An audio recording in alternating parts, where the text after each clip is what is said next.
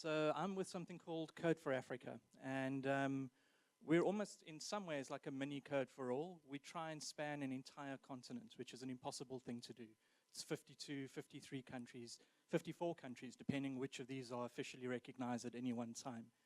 And we've got labs in 6 of those countries, fully fledged engineering labs, and then affiliate labs that we co-manage in a further 3 countries, and project partners in another 22 countries. So you spread incredibly thin, doing a lot of stuff. And in many ways, we've encountered what the North is going through at the moment. This is a very amusing little skit from Trevor Noah that's almost precedent in many ways. It's from 2015, when he was remarking on how close the current president of America sounds to many African dictators. The world that we come from, this is Gaddafi. But basically, as governments in the North are sliding to the right, and globally as well, and as tribalism takes hold of our kind of public discourse and of our societies, we need to start thinking about, as civic technologists, how we create impact. We need to start thinking about how we can deal with rising xenophobia, political partisanship, and how these are reshaping not just our public services and our laws, but that safety net that Jen spoke about. In many ways, it's shrinking. It's becoming far more difficult for ordinary people to access. And our mission has always been about how do we create easier routes to the safety net for ordinary people in our societies, whether it's working through governments or working around governments, or in some places, even working against those governments. Those of us that have lived in this kind of world for decades can tell you that the last thing we want is more efficient and more powerful predators, meaning government agencies, commercial agencies, and companies. So we need to think far savvier about what we're doing as a movement and what we should be doing better as a movement. So there are 3 things that I think that we do, some of them really well. The first one is Ignite. As a movement, and because we are a movement, a lot of the focus has gone around creating excitement. We build communities across the continent, in our case, thousands of people who we suck into volunteer projects, events. We get them really excited about the opportunity or the potential for creating change. We also fuse that community with skills.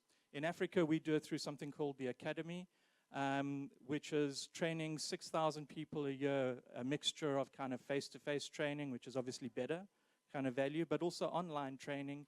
We're in physical partners every 2 weeks doing workshops in 32 partners across the continent in year-long programs. So repeated exposure to skills, to tools, to kind of new ways of doing things. All of us in some way are trying to then kickstart these people with skills. We're trying to give them seed funding or seed opportunities to start building artifacts that can potentially create change. In Africa, we do this through something called Innovate Africa, which gives away $1 million roughly every 18 months or so to a bunch of projects who are supposed to be kind of benchmarks. And then the thing that is slightly more difficult, but all of us do try and do, is create an ecosystem to bring together the people, the code, the projects, the data, the money, and create almost a marketplace where these people can find each other. This has been the most difficult thing because invariably we end up building app stores, which are terrible, terrible things. We're rather trying to build a marketplace of people and ideas who are able to kind of build on each other's shoulders. So that's what we have been doing, which is, with faults, it's been very impactful. We've built a global movement. We've created the kinds of changes and impacts that you heard Jen and others speak about, that you'll hear others speak about in the coming few days. What we are less successful at, and potentially what we do need to start focusing on if we want to create real impact, is 2 things. Firstly, we need to start getting better at incubating the projects and the tools and the communities that we're building. And the reason for that is that we tend to have a fairly short attention span.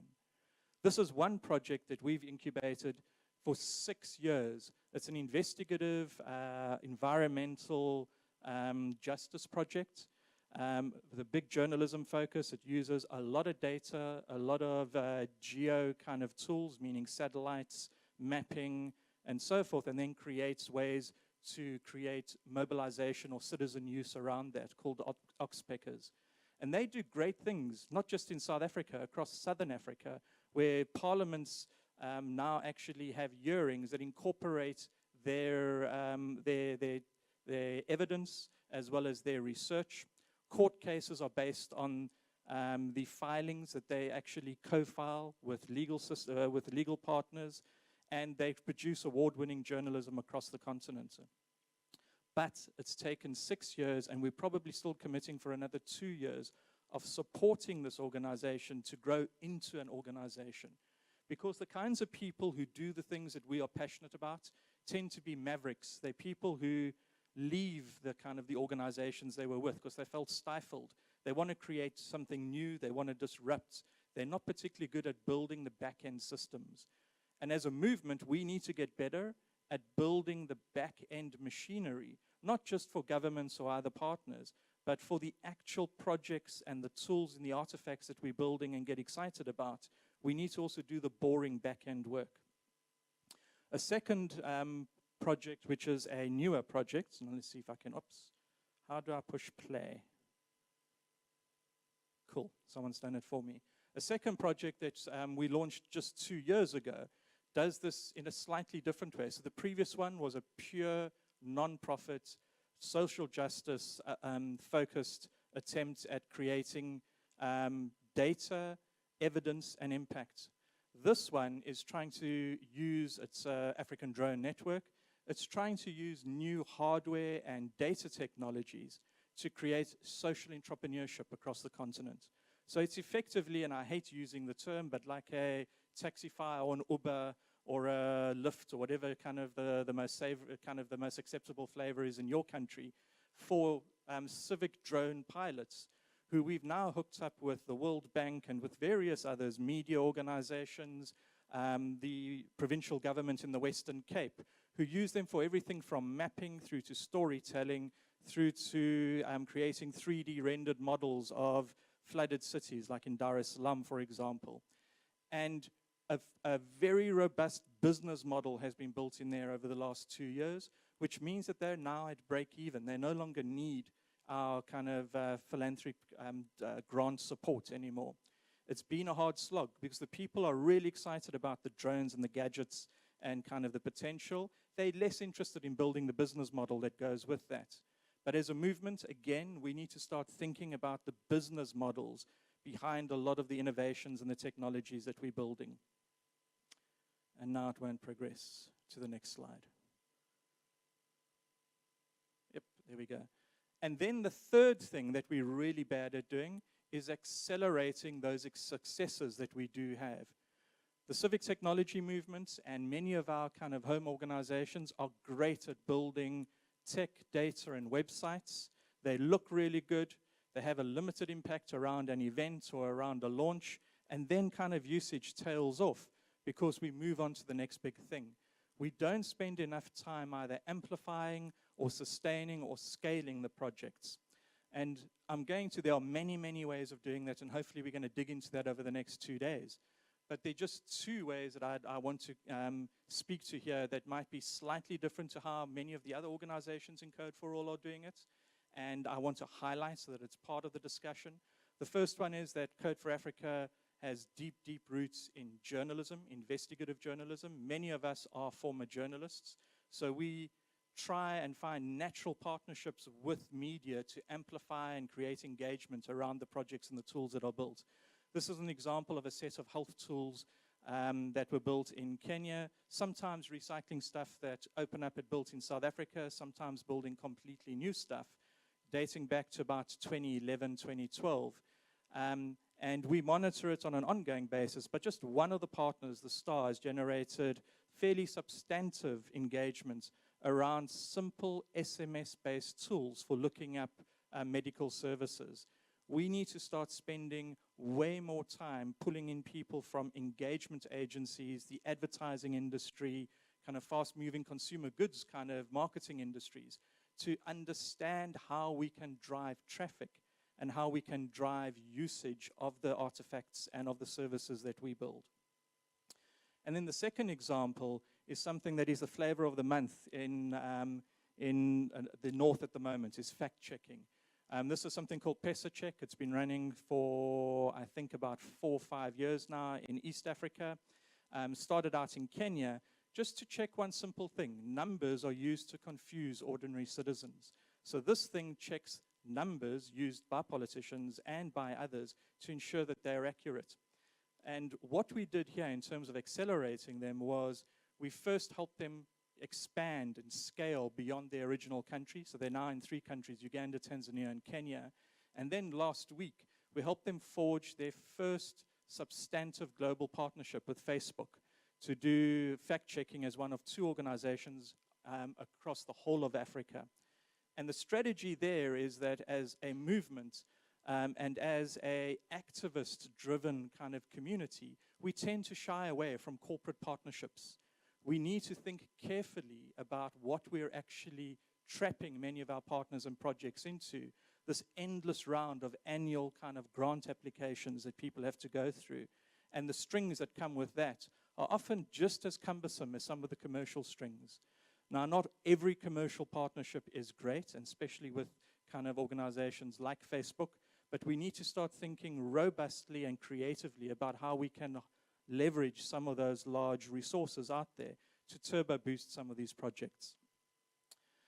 The other things that we need to start doing is thinking people first, which is kind of trying to play on that Trevor Noah thing about kind of America first. We need to start thinking bottom up. And to do that, we need to start thinking about what are the real technologies out there that can amplify the power of ordinary people. We've selected 3 things that we think are neglected by many others in the kind of the ICT for democracy, or whatever you want to call it, the tech for development, tech for good sector. Firstly, robots. Robots are ways of amplifying ordinary citizens' powers. And so we focus on things like drones and bots and so forth. This is an example of bots in Tanzania, a very conservative, super conservative country, where schoolgirls are expelled if they're pregnant, for example, never allowed to go back to school. Women are not supposed to be wearing trousers. Kind of gender rights are a very restrictive thing, or the interpretation of them in Tanzania. So we've created a series of Facebook bots that are almost like your secret confessor, that help young girls, help people kind of dealing with gender crisis or identity, and help women who just can't get decent health services figure out firstly who they can reach out to for help, even if it's outside of the country, who they can go to with something that would ordinarily get them into trouble. And we've then married that with a data graffiti campaign using young school kids across the country to help people understand where they can find these services online. So that's some of the schoolgirls who do the data graffiti with the guy who helps lead the initiative, and some of their kind of often very cheeky, almost like kind of a disappearing tweet, because it'll be up on the wall and the authorities will be there a week later and spray paint over it, and then they'll be back with a new stencil kind of campaign. And it drives good traffic to these online apps. It's easy, cheap technologies. Can't click to the next one. Maybe you can help me in the back. Cool. And then drones, as we mentioned. We use not just kind of the hobbyist copter drones, we used fixed-wing drones as well. And we use them for the obvious things, the thing that first drew us to them, which is storytelling. Some of those images you might have seen around the world, it's showing just aerial imagery showing the hardwired inequality that is built into our cities and into the way that we build the settlements that is often invisible at street level, but you can see that there's incredible wealth on one side and incredible poverty on the other, and they're invisible worlds to each other. Simply by using something like drones, you start seeing beyond that. And then we start doing mapping, because you cannot provide services in cities that are unmapped. You don't know where to put the pipes, where to put the roads, how to get an ambulance somewhere. And so we start doing mapping, we start doing disaster response and so forth. And it's all driven by locals, almost with disposable hardware. That fixed wing thing at the top there is built out of polystyrene. Literally the wing breaks, and if it's a plastic piece, they 3D print it on the site. Otherwise, they replace it with a piece of polystyrene that they cut from packaging from boxes. So drones we found to be super liberating. Satellites are increasingly becoming open and accessible to ordinary citizens in terms of satellite imagery. We use them sometimes for slightly more contentious purposes. There's a lot of militancy in Nigeria with Boko Haram, in East Africa something called Al-Shabaab, who are fighting against the governments. But governments keep their people in the dark. Kenya has been in a secret war for the last 7 years with no reports on fatalities or conflicts or anything else. And we're now starting to use satellites to be able to pinpoint where attacks are happening, how they happened, who the fatalities were, what the outcomes were. But simultaneously, we're also using satellites for advanced extreme weather predictions on Lake Victoria. I don't have a slide for it, unfortunately. But 5,000 people a year drown just on Lake Victoria because of these perfect storms that happen once every few months. And we now have, with satellite technology, we can give advanced warning via WhatsApp kind of within 2 hours before an event happens. The other big robotic technology that we're focusing on are sensors. Air sensors, you can see the ones at the top there that we copied a lot of the hardware originally from Code for Germany and have made additional kind of tweaks to that. The ones on the bottom are slightly more experimental, something for radiation, which you think wouldn't be an issue in Africa, but there's a lot of mining in Africa, and a lot of that mine waste, which is just dumped, is actually radioactive because it comes from so far down in the underground. And we're now using that to identify villages where there are abnormally high levels of cancer and other effects to figure out what the threats are. And the second one there is a photo-driven sensor that helps identify cholera in water and can give real-time readings, where currently what you have to do is take a sample, go to a lab, culture it, wait for the results, and you only get the results back a week later, by which time that river's running clean, because rivers run clean and dirty the whole time. This thing gives you immediate results and SMSs the message. It's not that accurate at the moment, so we're helping a California company test it in Uganda, Kenya, and Tanzania. And then a pet project that's already having impacts to the point where it might no longer be relevant when we launch it in 2 weeks' time. We're using underwater sound sensors, hydrophones, off East Africa to detect for what were dynamite fishermen. They throw dynamite in the water, blow up the reefs and the fish. It's been deployed for 4 months now in testing, and almost immediately there was a complete drop-off of the dynamite blasts because the Navy moved in, and also after one of our journalists pointed out the link with militancy and Al-Shabaab. You can't have thousands of little dynamite factories on your coastline. But we've now detected in the last week that people have switched to silent bombs, to chlorine bombs, which is something that many school kids in the north probably are familiar with. And this would never have been apparent to marine authorities in East Africa if it hadn't been for these underwater microphones. So there are potentially revolutionary applications of hardware that are used commercially elsewhere that simply gets kind of recycled for things that have greater kind of societal impact.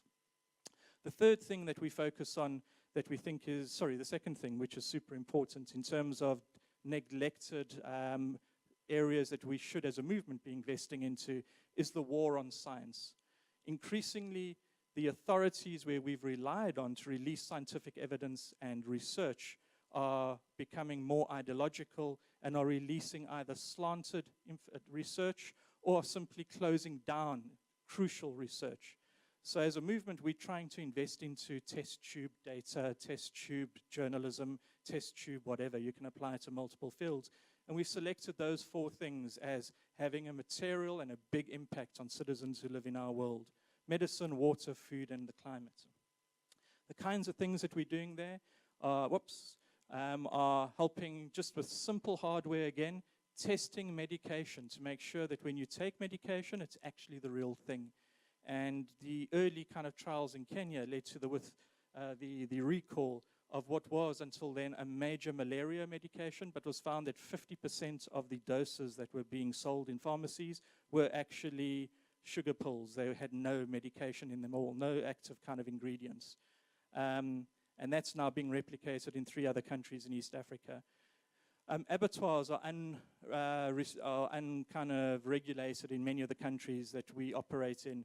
And so we've been testing meat. And this is a picture story that was run on Facebook as one way of engaging with a more youthful millennial audience. We found that 25% of meat suppliers sold in formal butcheries in Lagos were contaminated with TB.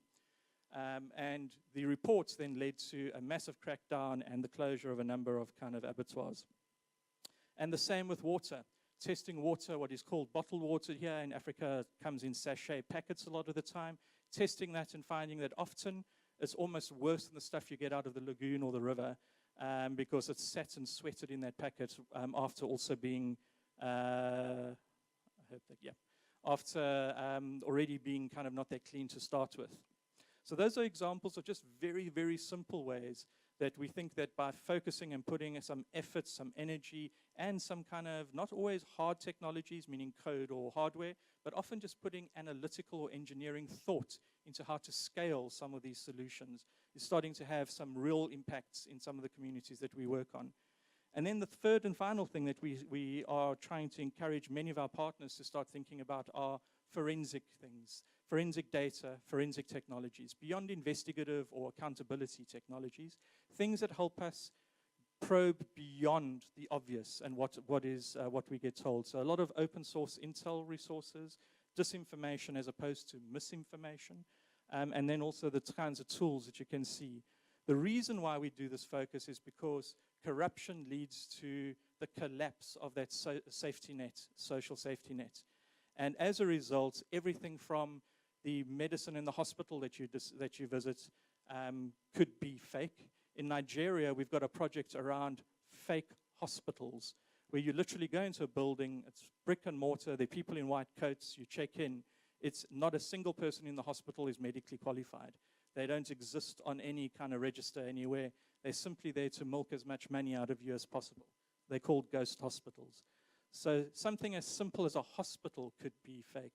And that's purely corruption through to kind of destroying future generations through education and so forth.